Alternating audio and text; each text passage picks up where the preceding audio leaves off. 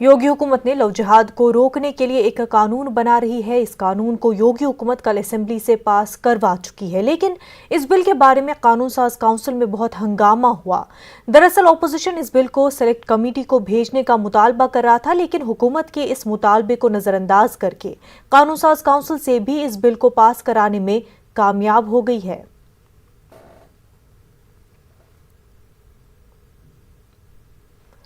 लखनऊ में education services tribunal के principal chair के क़याम से नाराज इलाहाबाद हाई कोर्ट के वुकला की कलमबंद हड़ताल मुसलसल दूसरे दिन भी जारी है। वुकला के बायकॉट की वजह से आज भी अदालतों में मुकदमात की समाअत नहीं हुई।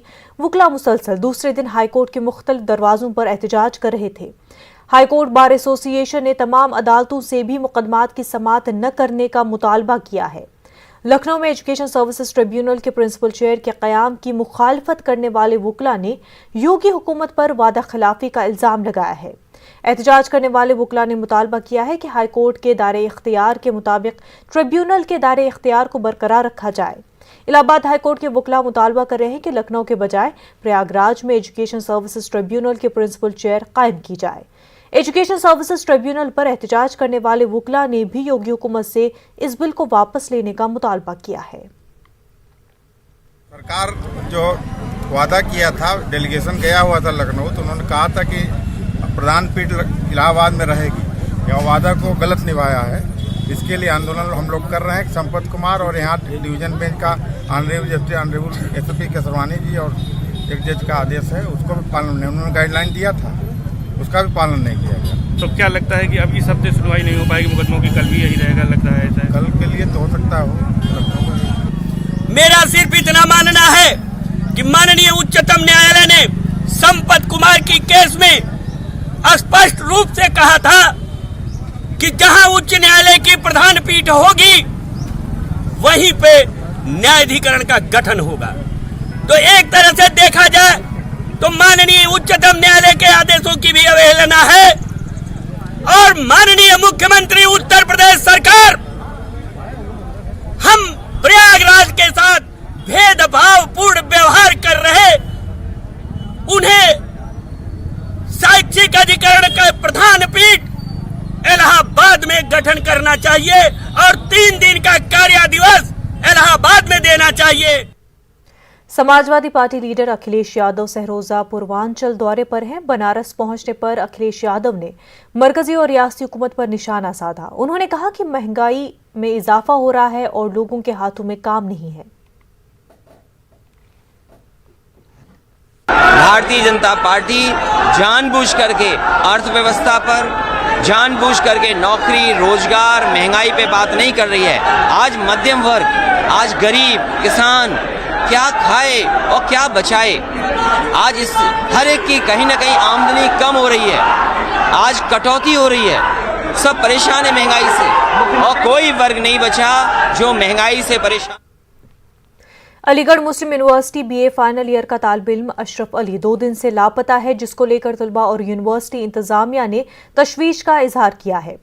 तालिब इल्म की तलाश के लिए मुसलसल कोशिशें की जा रही है। यूनिवर्सिटी प्रॉक्टर टीम के मुताबिक तालिब इल्म अशरफ अली की आखिरी लोकेशन दिल्ली मिली है, जबकि 2 दिन कबल अशरफ के साथियों ने उसे अलीगढ़ के शमशाद मार्केट पर देखा था। तालिब इल्म अशरफ यूनिवर्सिटी के एसएस हॉल में रहता था और उसका आबाई वतन बिहार का अररिया जिला है। तालिब इल्म की गुमशुदगी की रिपोर्ट अलीगढ़ के थाने सिविल लाइन में दर्ज कराई गई है।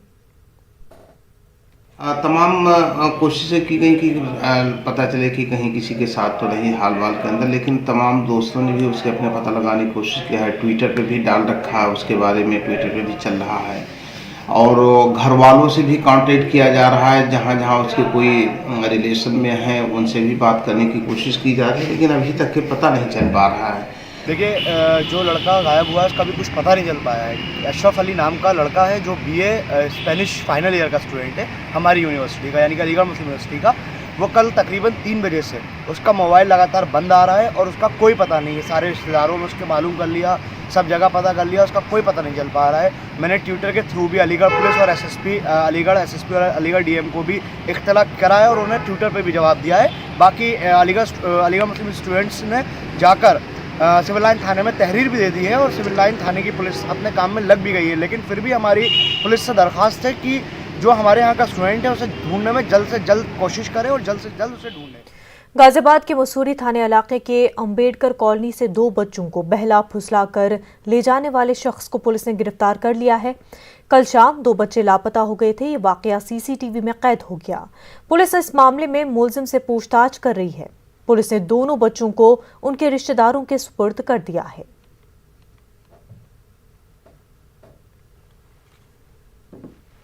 इंदरगढ़ी क्षेत्र जो कि मसूरी थाना क्षेत्र अंतर्गत आता है, यहाँ के एक व्यक्ति हैं राजू। इन्होंने पुलिस को सूचना दी कि इनके 2 बच्चों का अपहरण हो गया है, जिसमें इनकी बेटी 3 वर्ष की और बेटा 8 वर्ष का।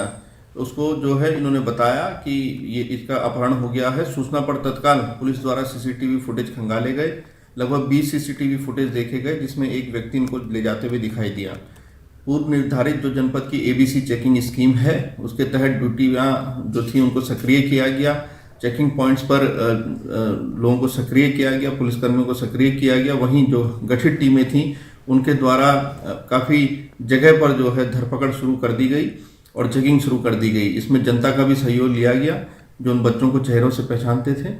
और इसको जब इस पूरी स्कीम का चेकिंग का नतीजा ये रहा कि देर रात इन बच्चों को जो है बरामद कर लिया गया। और वहीं जो अभियुक्त है अरविंद, जो कि थाना मोहम्मदी क्षेत्र लखीमपुर खीरी का रहने वाला है, इसको भी गिरफ्तार कर लिया गया है। इस संबंध में थाने पर पूर्व में ही अंतर्गत IPC 364 मुकदमा अपहरण का दर्ज किया जा चुका था और अभियुक्त के विरुद्ध कठोरतम दंडात्मक कार्रवाई के आदेश दिए गए हैं। वहीं पुलिस टीम को प्रोत्साहित करने के लिए पुरस्कृत किया जा रहा है।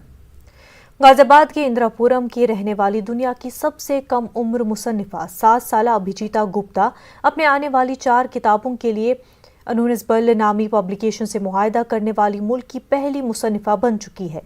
उन्हें अपनी किताब की पहली 10,000 कॉपियों के लिए पहले ही रॉयल्टी का भी एक हिस्सा मिल चुका है।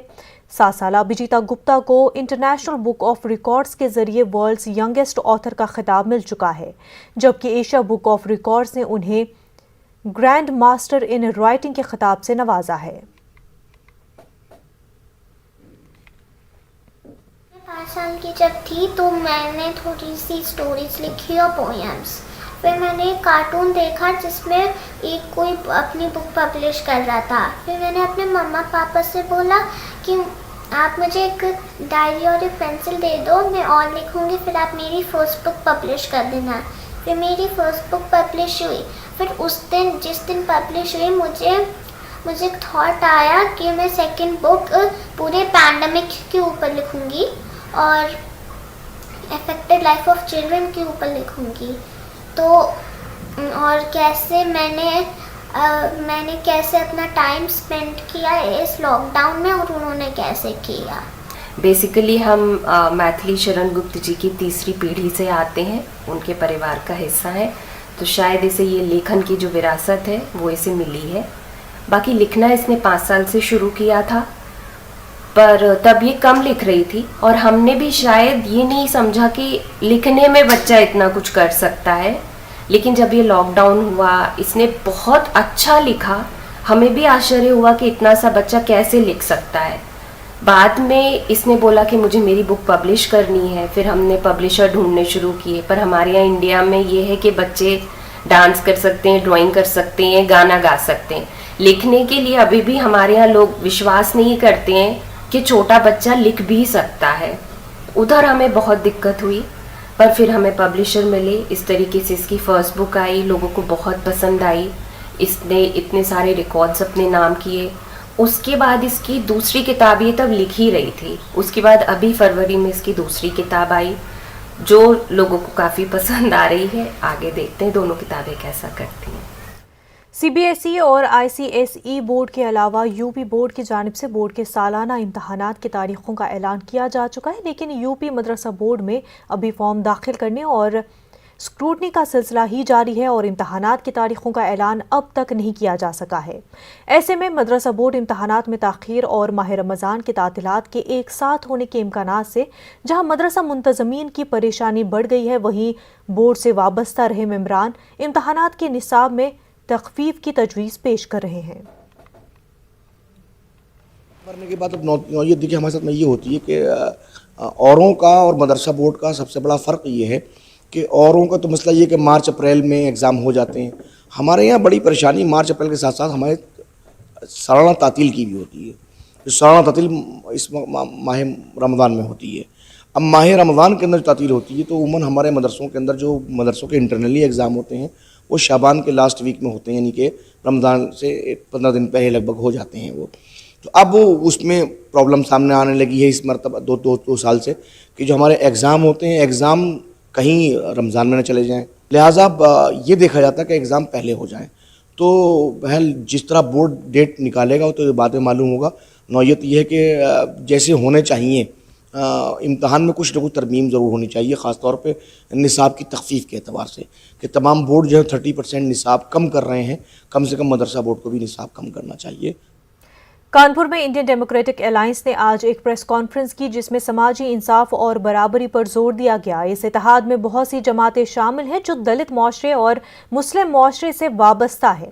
इंडियन नेशनल लीग के कौमी सदर मोहम्मद सुलेमान भी मौजूद थे। उन्होंने कहा कि समाजी इंसाफ और मुआशी आज़ादी के लिए एक मुहिम शुरू की गई है जिसमें मुल्क के तमाम मज़ाहिब, बरादरियों और ज़ातों को मुलाजमत, तिजारत और सियासत के तनासुब से हिस्सा मिलना चाहिए। कि 74 साल की लोकतांत्रिक व्यवस्था में देश के SC, ST, OBC, अल्पसंख्यक वंचित वर्ग को इस देश की राजसत्ता में धन, धरती और शिक्षा में अनुपातिक प्रतिनिधित्व नहीं मिला। 74 साल हो गए और इससे कुंठा है, बेचैनी भी है। देश की एकता के लिए, देश को एक साथ रखने के लिए ज़रूरी है कि समाज की जितनी इकाइयाँ हमारे देश में, जितनी इकाइयाँ हैं हमारे देश में, उन सब का प्रतिनिधित्व अनुपातित हो। क्राइम पेशा अफराद के खिलाफ पुलिस की मुहिम जारी है। अलीगढ़ पुलिस ने तसादुम में 2 बदमाशों को गिरफ्तार करने का दावा किया है। SSP अलीगढ़ मनीराज जी ने बताया कि गुज़िश्ता शब पुलिस चेकिंग कर रही थी तभी एक मोटरसाइकिल पर 2 मुश्तबा अफराद नजर आए। पुलिस ने रुकने को कहा तो उन्होंने फायरिंग शुरू कर दी। जवाबी फायरिंग में गिरफ्तारी हुई है। SSP ने बताया कि गिरफ्तार किए गए बदमाश हाथरस जिले के सासनी इलाके के रहने वाले हैं और पेशावराना मुलजिम हैं।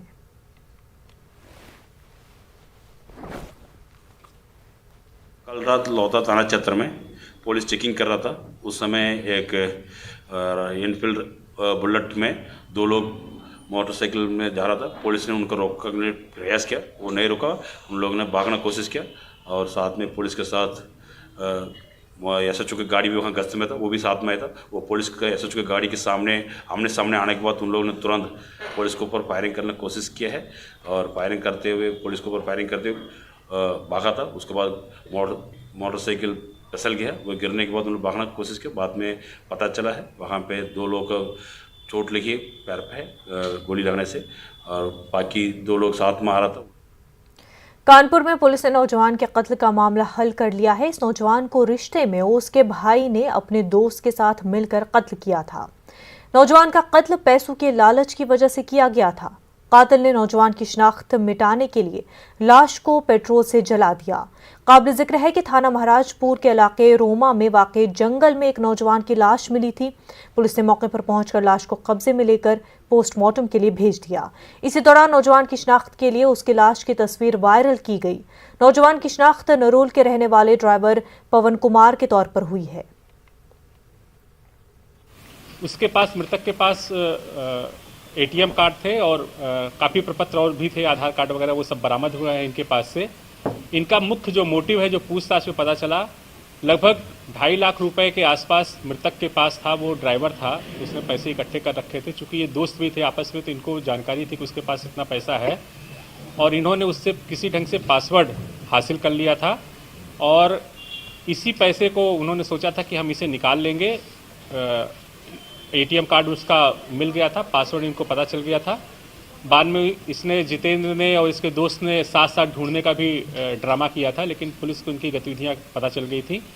इस मामले में जो रवि है, इसके ऊपर ये चूँकि फरार था, तो 25,000 रुपये का इनाम भी DIG सर की तरफ से घोषित किया गया था।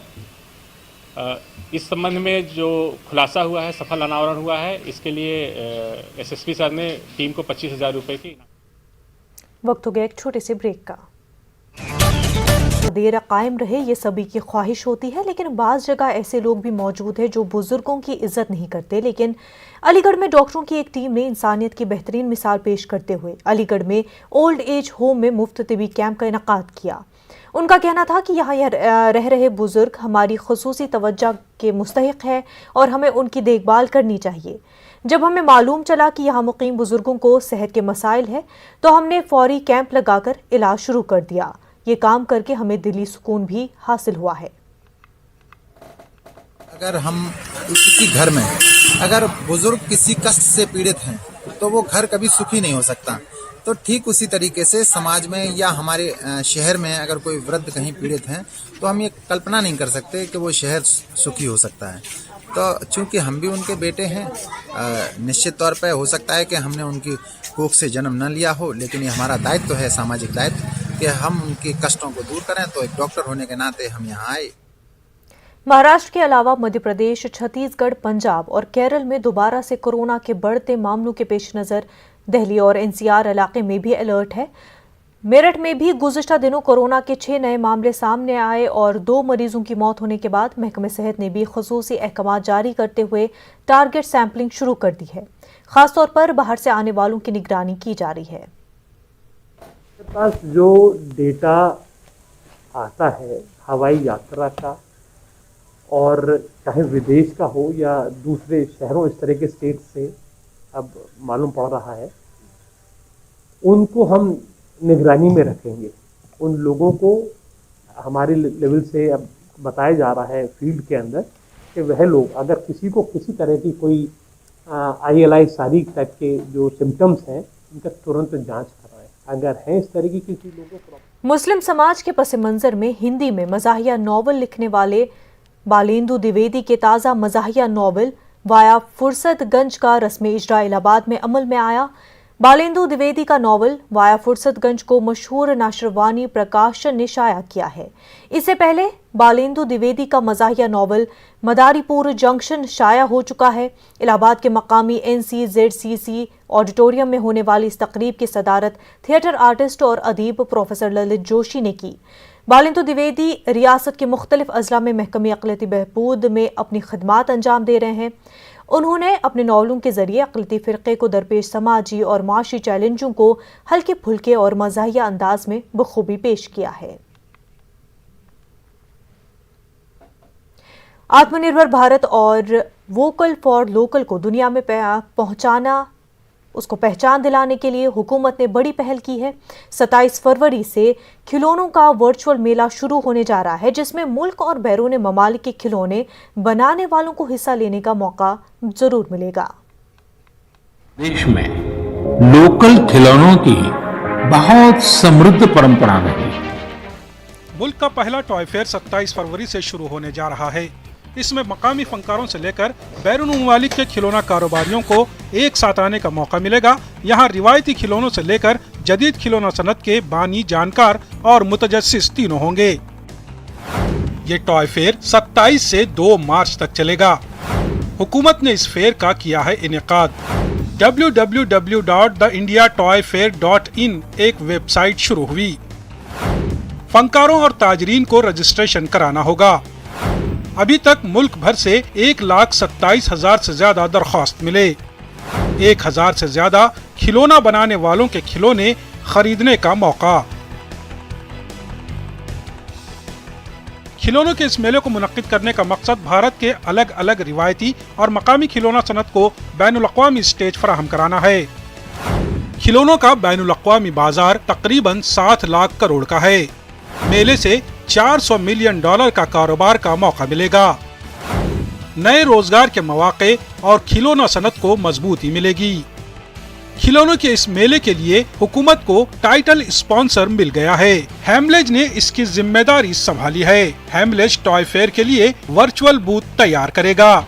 साथ ही दिल्ली, मुंबई और अहमदाबाद में टॉय सर्कल लॉन्च करेगा और मुल्क के 743 आंगनबाड़ियों में आने वाले बच्चों को खेल खिलौने तकसीम करेगा।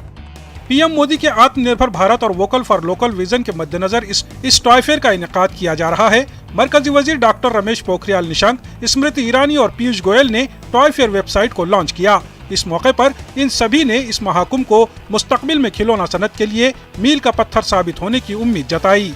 Bureau report, news 18 network. वक्त हो गया बिहार की खबरों का, नजर डालते हैं सुर्खियों पर। नवादा में हाथी ने मचाई तबाही, 3 लोगों को कुचलकर मार डाला। लोगों में दहशत, हाथी को पकड़ने के लिए बुलाई गई माहिरीन की टीम। महंगाई, जराइम और शराबबंदी को लेकर ओपोजिशन का हंगामा, आरजेडी अरकान ने असेंबली के बाहर किया एहतजाज। सीपीआई एमएल ने इस्तीफे की उठाई मांग। शराबबंदी पर ओपोजिशन के बाद अपनों ने उठाए सवाल। बीजेपी एमएलसी संजय पासवान ने कहा, ठीक से हो कानून का निफाज या फिर गौर करे सरकार।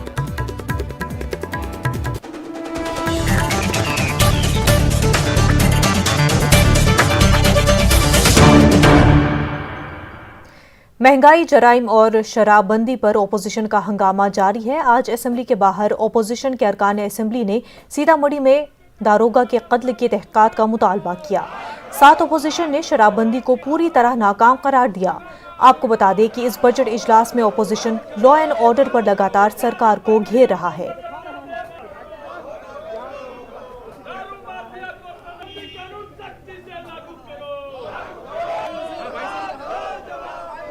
मुख्यमंत्री के सामने नाक के नीचे 4 करोड़ का शराब पकड़ा रहा है पटना में, और कई बार पकड़ाया। तो माननीय मुख्यमंत्री जी, आप केवल कागज में बंद किए हुए हैं, और शराब के नाम पर कई दरोगा की हत्या हो गई, कई लोगों की हत्या हो गई आपके रसूखदार नेता के वजह से। सीतामढ़ी में दारोगा के कत्ल का मामला कानून साज काउंसिल में भी उठा। ओपोजिशन काउंसलर्स ने इस मामले को लेकर हंगामा किया। ओपोजिशन का कहना है कि शराबबंदी कानून के बावजूद पूरी रियासत में स्मगलरों का बोलबाला है। कांग्रेस ने इस मामले पर सीएम नीतीश से जवाब मांगा है। कहने को शराबबंदी है, लेकिन कल ही हमने देखा, जो पहले से आशंका हम लोग की रहती थी कि पुलिस और प्रशासन की ढिलाई के चलते शराब अवेलेबल है, उसकी कल पुष्टि हो गई। सीतामढ़ी में एक सब इंस्पेक्टर जब छापा मारने गया तो उसकी हत्या कर दी। ये चिंता का विषय है। अगर पुलिस और पुलिस के अधिकारी के जान माल ही सुरक्षित नहीं है तो समझ लीजिए कि शराब माफिया कितना पावरफुल है बिहार में। ये क्यों? ओपोजिशन लीडर तेजस्वी यादव ने नज़्म कानून और अफसरशाही को लेकर हुकूमत को घेरा है। उन्होंने एदाद-ओ-शुमार के जरिए हुकूमत पर हमला बोला। सही चरम सीमा पर है। हम लोग चाहते हैं कि इस पर तुरंत कार्रवाई की जाए। ये कोई पार्टी का मसला नहीं है, ये चाहे किसी भी दल के हो, ये जनप्रतिनिधियों की बात है। दूसरी बात हम ये कहना चाहेंगे कि बिहार में जिस प्रकार से लॉ एंड ऑर्डर सरकार के हाथ में नहीं रहा, हमने उस दिन भी कहा था 3C सीएम का है, जिससे वो कॉम्प्रोमाइज नहीं करेंगे। उन्होंने बुलेटिन में फिलहाल इतना ही। हमें दीजिए इजाजत। आदाब।